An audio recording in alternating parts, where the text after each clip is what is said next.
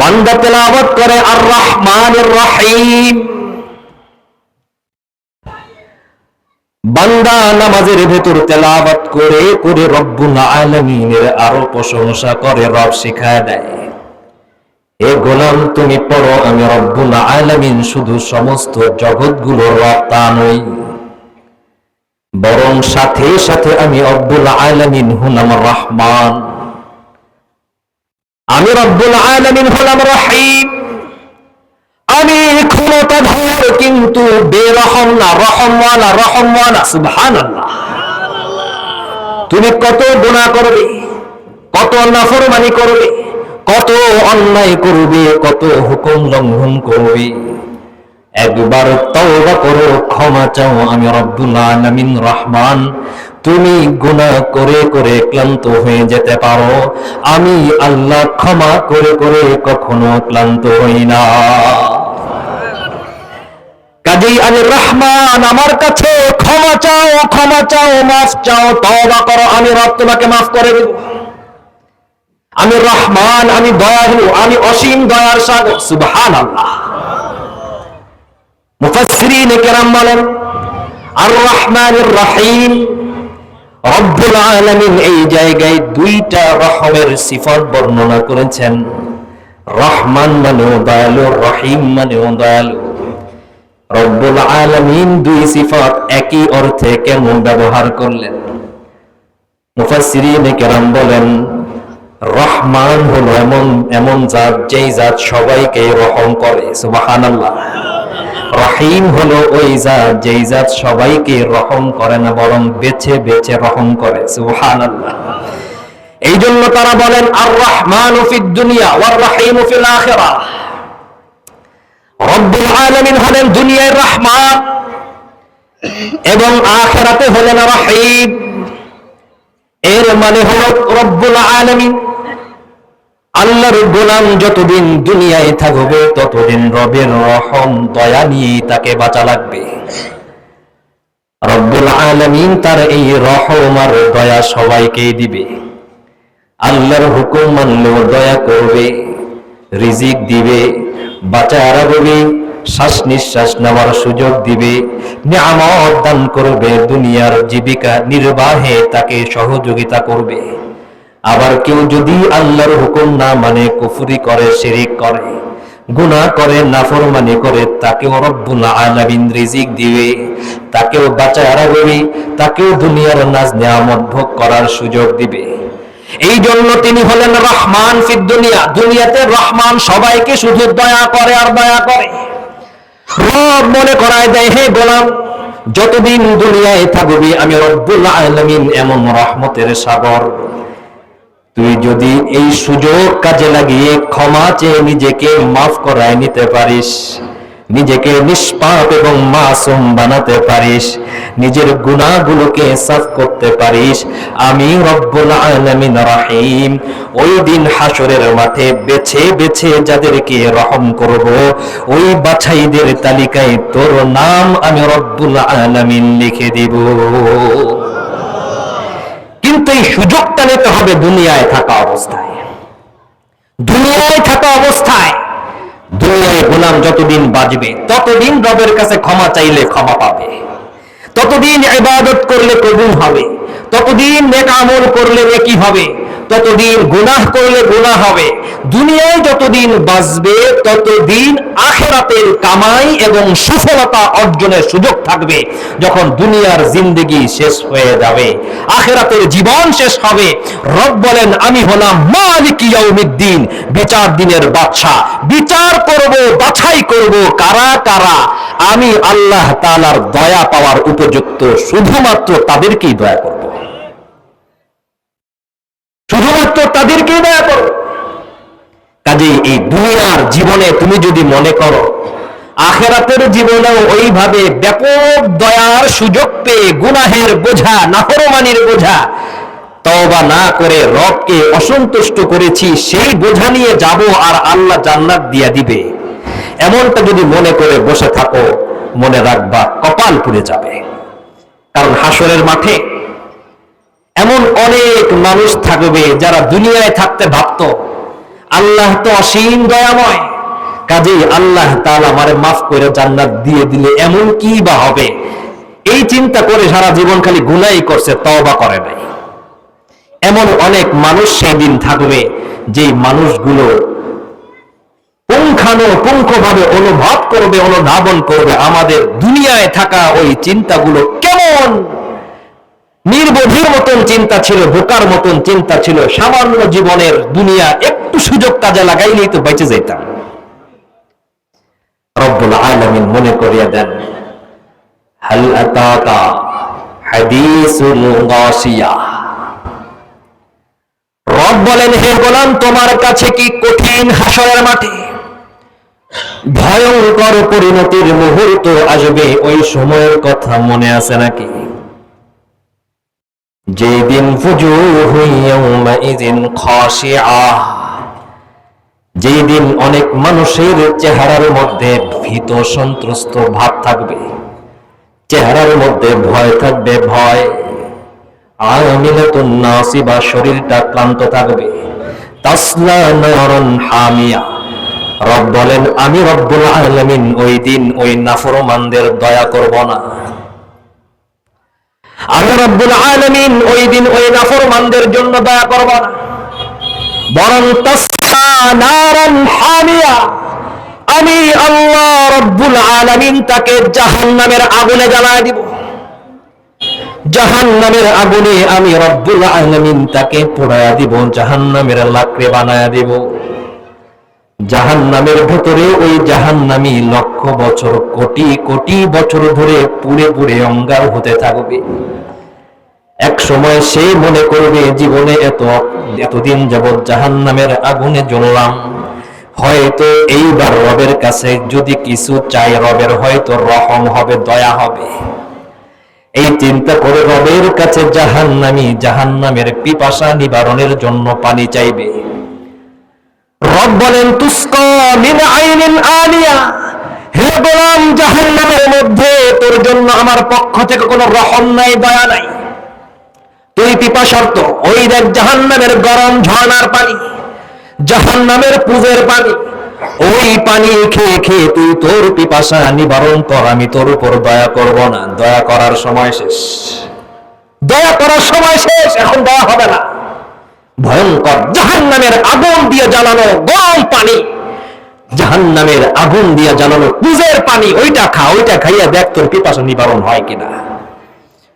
জাহান্নামী পিপাসার তাড়নায় ওই পানি মুখের ভেতরে ঢোকাবে, ওই গরম তীব্র পানির কারণে জিহ্বাটা ঝলসে যাবে, পেটের নাড়িগুলো গলে যাবে, পাকস্থলী ফেটে যাবে, শরীরের বিভিন্ন ছিদ্র দিয়ে গলে গলে ভেতরের অঙ্গগুলো বের হয়ে যাবে। জাহান্নামী দেখবে, পানি খাইলাম, পিপাসা গেল না, আযাব বেড়ে গেল, আযাব বেড়ে গেল। এক পর্যায়ে জাহান্নামী বলবে, আয় রব, ক্ষুধা লেগেছে, ক্ষুধার ব্যবস্থা করে দেন, ক্ষুধা নিবারণের ব্যবস্থা করে দেন, খাবারের ইন্তজাম করে দেন, পানি খাবো না, পানি খাইলে আযাব বেড়ে যায়। রব বলবেন, লাইসা লাহুম তাআম, হে গোলাম, তোর জন্য কোনো খাবার নাই, খাবার নাই। ইল্লা মিন দারিয়া, তবে একটা খাবার আছে, দারিয়া। এই খাবারটা কেমন? রব বলেন, লা ইউসমিনু ওয়া লা ইউগনি মিন জু। এই খাবার যে খাবে তার শরীরের কোনো ক্ষুধা নিবারণ হবে না, শরীরের আযাব কমবে না, শরীরে পুষ্টি হবে না। জাহান্নামে আরো খাবার আছে। রব বলেন, ইন্না শাজারাতাজ যাক্কুম তুআমুল আসিম। রব্বুল আলামিন জাহান্নামের মধ্যে যাক্কুম গাছের ফল দিবে। ওই ফল খেয়ে জাহান্নামী ক্ষুধা নিবারণ করতে যাইবে, ওই ফলের কাটায় তার মুখের জিহ্বাটা ফোঁটা ফোঁটা হয়ে যাবে, পেটের নাড়িগুলো ছিঁড়ে যাবে, আযাব বেড়ে যাবে। এক পর্যায়ে জাহান্নামী বলবে, রব্বুল আলামিন, আমি এইবার বুঝেছি তোমার রহম পাওয়ার একমাত্র ভালো উত্তম জায়গা হলো দুনিয়া। ওই দুনিয়ায় থাকলে তোমার কাছে ক্ষমা চাইলে মাফ পেয়ে যাইতাম, ওই দুনিয়ায় থাকলে তোমার কাছে রহম চাইলে দয়া পাইতাম, ওই দুনিয়ায় থাকলে নেক আমল করলে সওয়াব পাইতাম। ওই দুনিয়ায় থাকলে আখিরাতের কামাই করতে চাইলে কামাই করতে পারতাম। আয় রব্বাল আলামিন, তোমার কাছে একটা ফরিয়াদ করি, রব্বির জিউন, আমাকে তুমি আরেকবার একটু দুনিয়ায় যাওয়ার সুযোগ করে দাও। দেবে নাকি? বান্দা বলবে লাআল্লি আ'মালু সালিহান ফীমা তারাকত। আয় রব্বাল আলামিন, দুনিয়ায় যেই সুযোগ ছেড়ে এসেছি, যদি যেতে পারি নেক আমল করব। দুনিয়ায় থাকা অবস্থায় মাদ্রাসা মসজিদের খোঁজ খবর নেই, এইবার গেলে খোঁজ নিব। দুনিয়ায় থাকা অবস্থায় আয় উপার্জন হালাল হারামের চিন্তা করি নাই, এইবার গেলে করব। দুনিয়ায় থাকা অবস্থায় ক্ষমতাধর ছিলাম, ক্ষমতার অপব্যবহার করেছি। মাওলাই করিম, এইবার গেলে ক্ষমতার সৎ ব্যবহার করব। দুনিয়ায় থাকাকালীন সুদ খেয়েছি, ঘুষ খেয়েছি, এইবার যদি যেতে পারি সুদও খাবো না, ঘুষও খাবো না, আমালু সালিহা, ভালো কাজ করব। আল্লাহ বলবেন, তুমি তো বড় মন্ত্রী ছিলা, বড় মাতুব্বর ছিলা, তোমার অনেক ক্ষমতা ছিল, অনেক বড় মানুষ ছিলা, সম্মানিত লোক ছিলা, ঠিক আছে, তোমার জন্য পুনরায় আরেকবার দুনিয়ায় যাওয়ার সুযোগ প্রদান করা হলো। এরকম হবে? আল্লাহ বলবেন, হিয়া কালিমাতুন হুয়া কাইলুহা, এই গোলাম, এটা তোর মুখের কথা, তোকে দুনিয়ায় যদি আবার পাঠাই তুই কি করবি আমি জানি, ওই আকামি করবি, তোকে আর দুনিয়ায় যাওয়ার সুযোগ দেওয়া হবে না। বান্দা বলবে, রব্বানা আবসারনা, নিজের চোখে দেখলাম, তোমার কাছে দয়া চাইলে জাহান্নামে দয়া পাওয়া যায় না।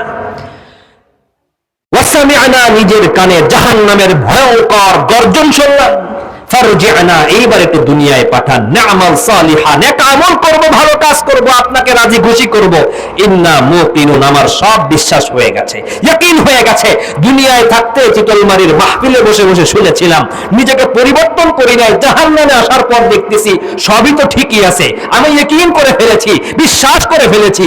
এইবার খালি দুনিয়ায় যেয়ে নি, দেখবেন এত ভালো হবো, একেবারে জিবরিল আমিনের স্বাস্থ্য ভাই হয়ে যাব। সুযোগ দিবে আল্লাহ তাআলা?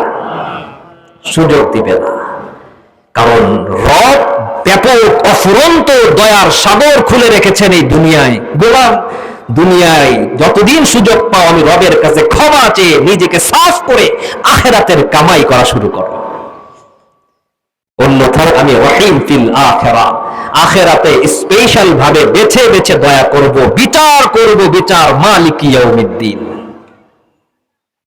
আল্লাহ তাআলা যে বিচার করবেন, এই বিচার এত পুঙ্খানুপুঙ্খ ভাবে করবেন, এত সুনিপুণ ভাবে করবেন। রব বলেন, ফালাই ইয়ামাল মিসকালা যাররাতিন খায়রান ইয়ারা, সামান্য ছোট্ট একটা ভালো কাজ, এইটাও ওই দিন দেখা যাবে, ওই মিজানের পাল্লায় উঠানো হয়েছে।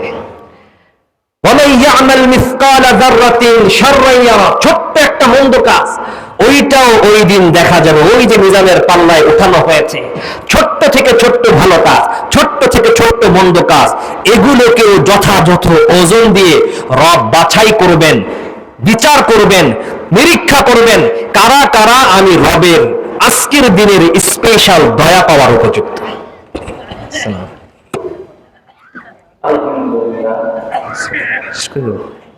আমরা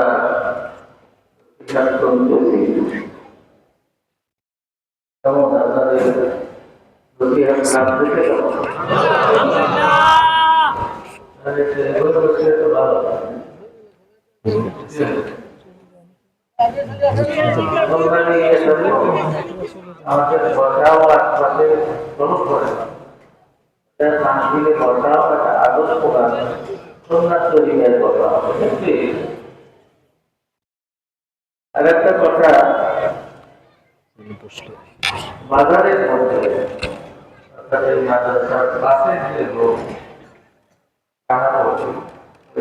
দোকান বসছে, অনেক লোকের ভিড়, ওখানে ঝামেলা হচ্ছে, অনেক বাইরের বড় বড় বয়স্ক এসে কেনাবেচা করতেছে বাজারের মধ্যে। সবাই বিশেষ করে এই স্থানীয় মহিলা যারা সবাই মাদ্রাসায় জানেন যে এখানে আপনারা কোনো মহিলারা বের হবেন না, কেনাবেচা হাট আছে বাজার আছে, আপনারা করবেন। আর এই মাহফিলের দিন এইভাবে বের হলে মাহফিলের যে একটা সম্মান আছে, এই সম্মানের হানি হয়। আপনারা মহিলারা আর যেন একজনও বের হয়ে বাজারে কেনাকাটা না করে, এবং যেসব দোকানদার ভাইরা আমরা বসতে আপনাদের বলেছি, আপনারাও তাদেরকে বলবে যে আপনারা যান, আজকে এইভাবে মহিলাদের সাথে কেনাকাটা যাবে না। মহিলারাও সরে থাকবে, দোকানদাররাও তাদের সাথে কেনাবেচা না করার সিদ্ধান্ত নিল। 2 নম্বর, স্কুল মাঠে মহিলাদের হাজার হাজার, আপনারা যে 10 জন, তার থেকে 10 জন, এত বেশি, কয়েক হাজার মহিলা। এখানে স্কুলে 2টি গেট আছে, এই গেটে তারা যখন ঝামেলা করতেছে, তোমরা এই গেট ছেড়ে দেবে। আমি সবাইকে চিনি, তোমরা এমনি কত সম্মান দেখাও, বিশেষ করে আজকে এখানে ওয়াজ করছে, ওয়াজকেও সম্মান দেখাইও। আল্লাহ তোমাদের সাথে ভালো ফয়সালা করবে।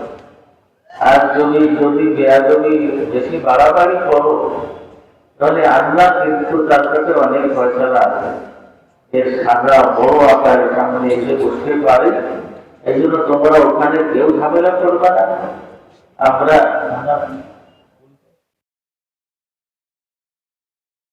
থানা থেকেও পাড়া দেওয়ার কথা বসে তোমরা ঝামেলা না করলে আমরা থানা পর্যন্ত যাবো কেন? আমরাই তো মুরব্বী, আমরা হয়ে গেছি। ডিসিশনকে ওইখানে কোনো আগ্রবাদ ছেড়ে ফেলে ওই গেটে ঝামেলা করবে না, ভিতরে যাবে না, আসা যাওয়া করবে না। আরো কোনো গার্জিয়ান আসলে তার ফোন নাম্বারে দিকে তোমরা বের করে দেবা, কিন্তু ভিতরে যে পরিবেশ ভীষণভাবে খারাপ হয়ে যাবে। আল্লাহ বান্দিরে আসলে ওয়াজ শুনতে, ভালো কথা শুনতে, এটা যদি তোমরা বাধা সৃষ্টি করো, তার জন্য আল্লাহ তাআলার তরফ থেকে কিন্তু আযাব আর গজবের ফয়সালা আসতে পারে।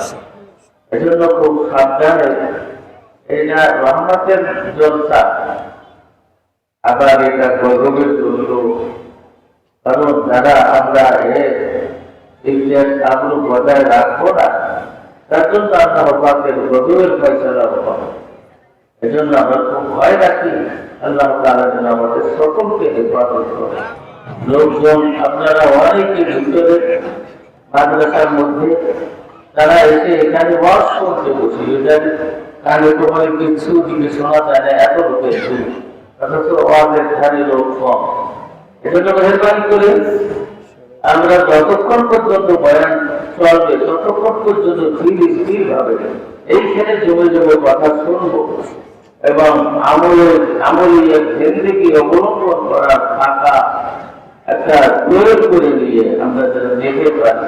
আল্লাহ তাআলা আমাদের তৌফিক দান করুন।